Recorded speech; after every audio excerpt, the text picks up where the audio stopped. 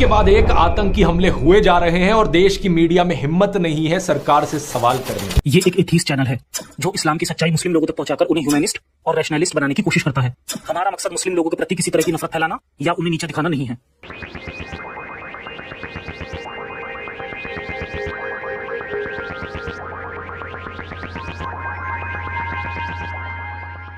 एक बार फिर इंसानियत हार गई।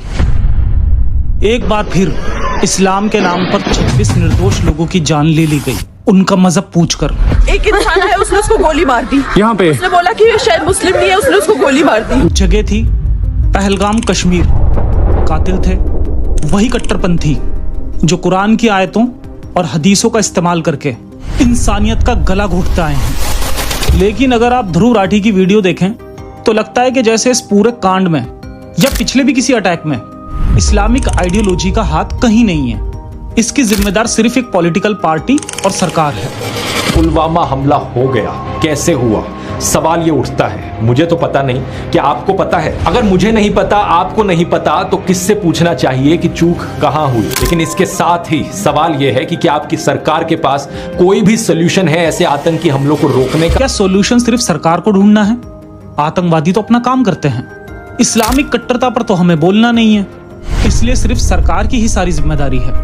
तो आइए समझते हैं आज की वीडियो में पूरी घटना को और देखते हैं कि कैसे ध्रुव ने अपना पूरा ध्यान सिर्फ एक राजनीतिक पार्टी के क्रिटिसिज्म में लगा दिया और असल मुद्दा कहीं बहुत पीछे रह गया। वीडियो में आगे ये भी देखेंगे कि कैसे जब ध्रुव हिंदू रिलीजन की बात आती है तो खूब फायर मोड में क्रिटिसिज्म करता है, लेकिन जब बात इस्लाम की हो तो सारी गलती या तो बुरे लोगों की है या फिर बस सरकार की। तो चलिए शुरू करते हैं इंसानियत के नाम से। हेरेटिक, और स्वागत है आपका हमारे आज के इस रिस्पॉन्स एपिसोड में। सबसे पहले बात करेंगे पहलगाम के अटैक की और फिर देखेंगे कि कैसे ध्रुव इस मुद्दे के असली कारण को छोड़कर सिर्फ वही करता है जो आज तक करता आया है। एक राजनीतिक पार्टी जो सरकार में है उसको क्रिटिसाइज, ताकि उसकी लेफ्ट विचारधारा के लोग खुश हो जाएं। तो क्या राजनीतिक पार्टी या सरकार को क्रिटिसाइज करना गलत है? बिल्कुल नहीं। मैं भी मानता हूं कि सरकार और प्रशासन से गलतियां हुई हैं, लेकिन इसके लिए सिर्फ सरकार को गाली देकर पल्ला झाड़ लेना और इस अटैक के पीछे की असल वजह को बिल्कुल भी कवर ना करना कहां तक उचित है?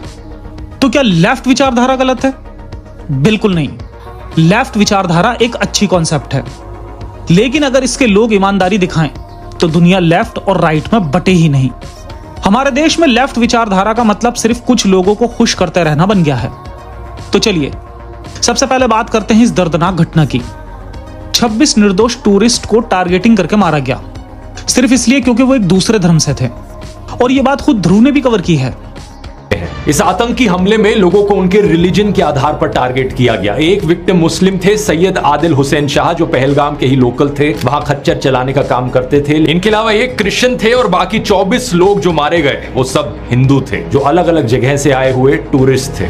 हरियाणा के 26 साल के इंडियन नेवी लेफ्टिनेंट विनय नारवाल, केवल 6 दिन पहले उनकी शादी हुई थी। ये अपनी पत्नी के साथ हनीमून मनाने आए थे, एक ऐसा हनीमून जिसके बाद इनकी पत्नी वापस विधवा होकर लौटी। एक वीडियो में इन्हें कहते हुए सुना गया कि अपने पति के साथ भेलपूरी खा रही थी कि तभी एक आदमी आया, उसने कहा कि शायद ये मुस्लिम नहीं है, और ये कहते ही उसने तुरंत गोली मार दी। उसने बोला कि ये शायद मुस्लिम नहीं है, उसने उसको गोली मार दी। कुछ ऐसा ही कहा पुणे की HR प्रोफेशनल असावरी ने। उन्होंने बताया कि जब उन्होंने दूर से आतंकियों को फायरिंग करते हुए देखा तो उनका परिवार सुरक्षा के लिए पास के एक टेंट में चला आया, लेकिन आतंकी वहां भी आ गए। उनके फादर को इस्लामिक वर्ड्स रिसाइट करने के लिए कहा और जब वो नहीं कर पाए तो उन्हें सीधा गोली मार दी। ध्रुव ने अपनी वीडियो में ये लाइंस कवर की हैं, लेकिन क्या ध्रुव ने इन लाइनों के पीछे की असल वजह को कवर किया?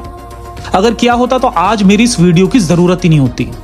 ध्रुव ने वीडियो में इस अटैक के पीछे की असली वजह पर बात ही नहीं की, जिस पर बात करना सबसे ज्यादा जरूरी था, क्योंकि अगर वो ऐसा करता तो उसके हिसाब से शायद ये नफरत फैलाना बन जाता या उसके राजनीतिक नैरेटिव को सूट नहीं करता। दरअसल ये कोई आइसोलेटेड घटना नहीं है, ये उसी कट्टर सोच का हिस्सा है जो 1400 साल से इंसानियत पर हमला करती आ रही है। जब हम इस्लामिक एक्सट्रीमिज्म की बात करते हैं तो ये कोई हवा में बात नहीं है। सही बुखारी 3010, सबसे बेहतरीन लोग वो हैं जो काफिरों को जंजीरों में जकड़कर यानी कैदी बनाकर लेकर आए जब तक कि वो इस्लाम में दाखिल ना हो जाएं। बुखारी 52-177। मोहम्मद ने कहा, मुझे हुक्म दिया गया है कि जब तक लोग ला इलाहा इल्लल्लाह ना कहें मैं उनसे लड़ता रहूं। यानी नबी आज जिंदा होते तो इस हमले को गलत नहीं कहते, क्योंकि यहां ला इलाहा इल्लल्लाह ना कहने वालों को मारा गया है।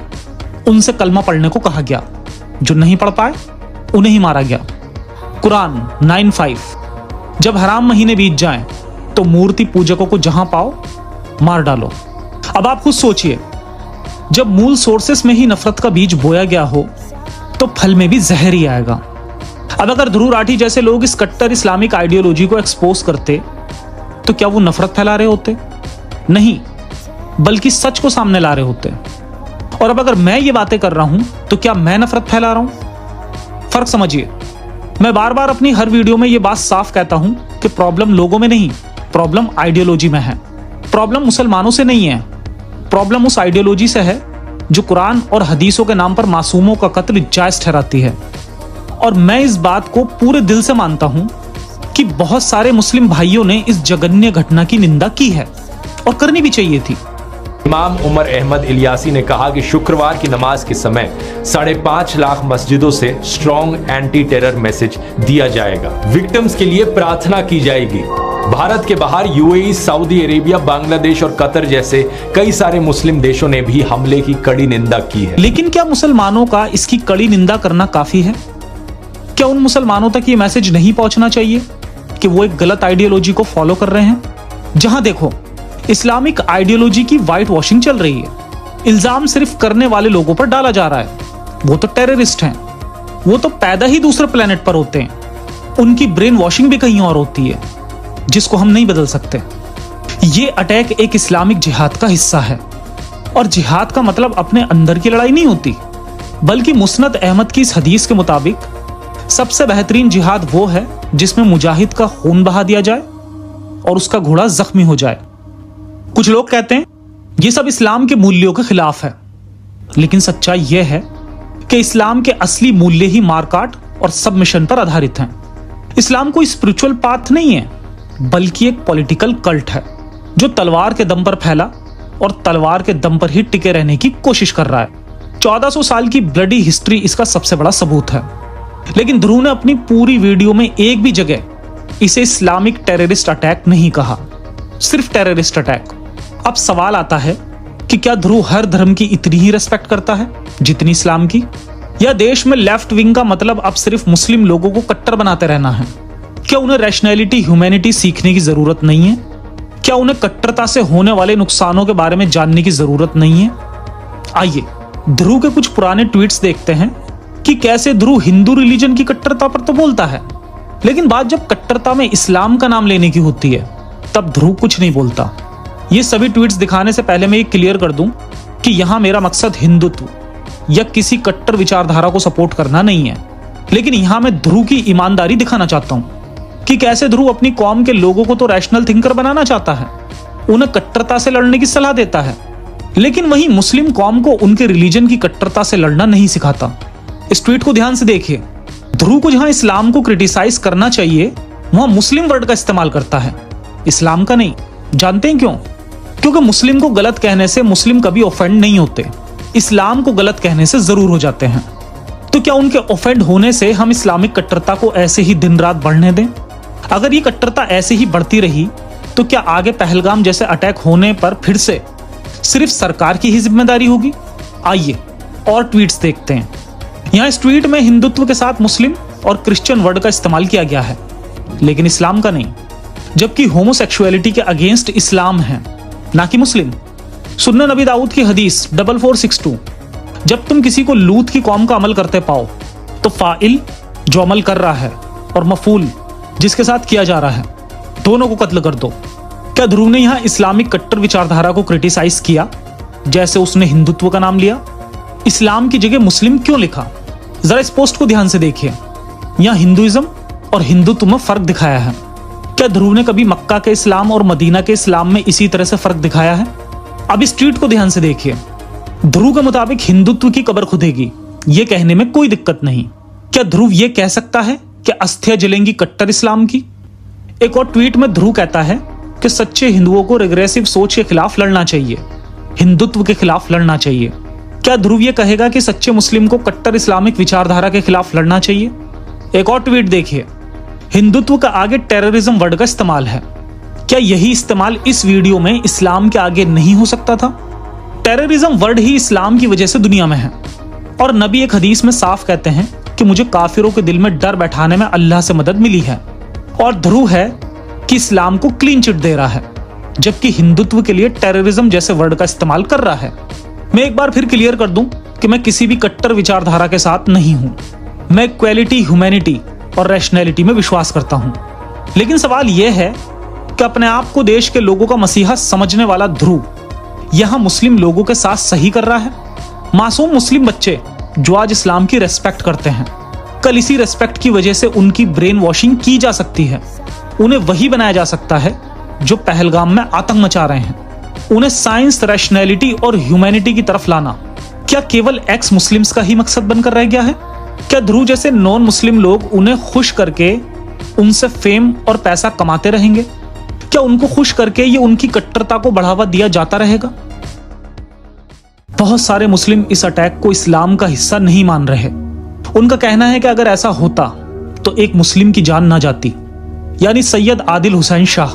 तो यहां मैं क्लियर कर दूं कि आदिल हुसैन एक शिया थे, जबकि अटैक करने वाले लोग एक कट्टर सुन्नी वहाबी आइडियोलॉजी को मानने वाले लोग थे, जिनकी नजर में शिया भी काफिर होते हैं। और जहां से ये लोग आए थे, यानी पाकिस्तान से, वहां शिया और अहमदी लोगों का आए दिन मारा जाना कोई बड़ी बात नहीं। अहमदी लोगों को तो पाकिस्तानी सरकार ने ऑफिशियली नॉन मुस्लिम डिक्लेयर किया हुआ है। अक्सर मैं अपनी वीकली इस्लामिक न्यूज में इन घटनाओं को कवर करता रहता हूं, जहां इन लोगों पर अत्याचार होते हैं। हमारे मुस्लिम भाई जरा सोच कर देखें, अगर इस्लाम सच्चा मजहब होता तो क्या ये आए दिन मुस्लिम को मार रहे होते, एक दूसरे को काफिर कह रहे होते? अगर इस्लाम सच्चा मजहब होता तो क्या इस तरह के अटैक पर अल्लाह अपनी बेहतरीन कौम का सर शर्म से झुकवाता? अमेरिका में जब 9/11 की घटना हुई तो वहां हजारों लोगों ने इस्लाम छोड़ दिया, क्योंकि उन्हें जिल्लत के साथ नहीं जीना था। और पहलगाम अटैक के बाद खुद हमारे देश से भी एक ऐसा ही केस सामने आया, जिसमें पश्चिम बंगाल के एक सरकारी टीचर साबिर हुसैन ने पहलगाम हमले से आहत होकर इस्लाम छोड़ दिया। जी हां, साबिर हुसैन ने कहा कि वो एक ऐसी दुनिया में नहीं रहना चाहते जहां सब कुछ मजहब के इर्द गिर्द घूमता है। मुझे आजकल सब कुछ मजहब के इर्द गिर्द घूमता हुआ लगता है। ये मैंने जो कुछ भी फैसला लिया है, ये मेरा फैसला है। मेरी पत्नी और बच्चे जो भी रास्ता चुने, उन्हें इसकी आजादी है। क्या ध्रुव राठी कभी इन जैसे लोगों की स्टोरी को कवर करेगा? नहीं, क्योंकि ऐसा करने से ध्रुव राठी की मुस्लिम फॉलोइंग खत्म हो जाएगी। ध्रुव का राजनीतिक नैरेटिव खत्म हो जाएगा। जिस पॉलिटिकल पार्टी से ध्रुव को पैसा मिलता है, उस पार्टी ने भी ध्रुव की तरह सिर्फ मुस्लिम लोगों की कट्टरता बढ़ाकर उन्हें खुश ही किया है, उनके कल्याण के लिए कभी कुछ नहीं किया। मैं सभी से रिक्वेस्ट करूंगा कि उस पार्टी की हकीकत जानने के लिए आप हमारी वक्फ बिल वाली ये वीडियो जरूर देखें। लिंक नीचे पिन कमेंट में मिल जाएगा। वापस आते हैं साबिर हुसैन पर। साबिर हुसैन का इस्लाम छोड़ना एक बेहतरीन फैसला है, जिस पर हमारा चैनल उन्हें सैल्यूट करता है और बाकी मुस्लिम भाइयों से भी अपील करता है कि साबिर हुसैन की सोच को अपनाएं, जिल्लत की जिंदगी ना जिएं। आंखें खोलिए और देश और दुनिया को इस कट्टरता से बचाइए। अपना ख्याल रखें।